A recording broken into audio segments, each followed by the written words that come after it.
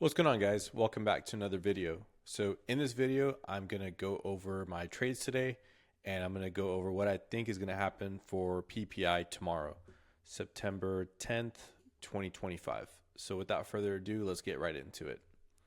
So pulled up, I have the daily chart, and this is today's candle, Tuesday, September 9th, 2025.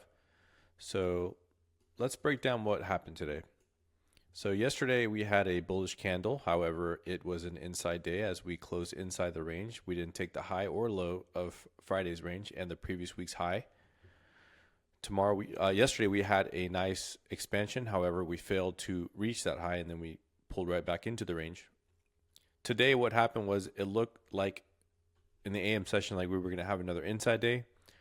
However, in the PM session today, we were able to get bought up pretty heavily in the AM session, and then in the PM session we were able to expand and displace over these highs, but not over previous week high. But we were able to take the buy side. Now, what I think is going to happen tomorrow for PPI, this is what I would like to happen realistically, although it might not happen. So we have this range right here, and as we can see, we have this low that was formed today, very, very, very close to equilibrium.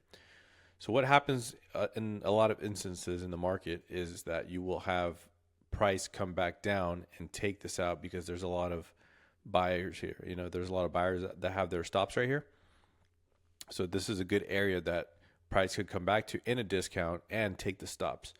So ideally, I would like to see that happen first, and then we come up and we take these highs here.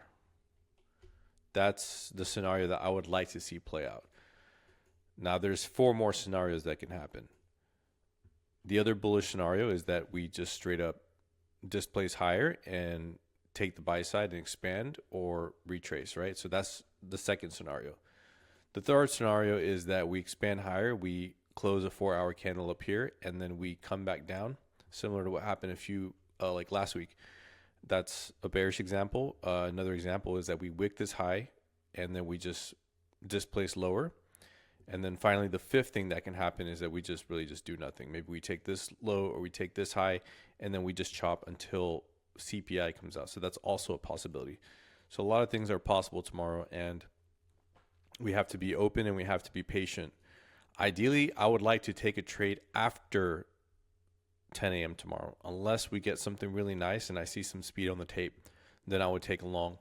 But going into tomorrow, I am still very bullish overall on price this week. So if I didn't mention it already, I didn't take any trades today. This is my Trade of 8 funded account. Yeah, so as you can see, there was no trades taken today. I was pretty flat. I wasn't interested in taking any trades today because we have high impact news tomorrow and Thursday as well. So I was just flat on the day, and I look forward to trading tomorrow and Thursday.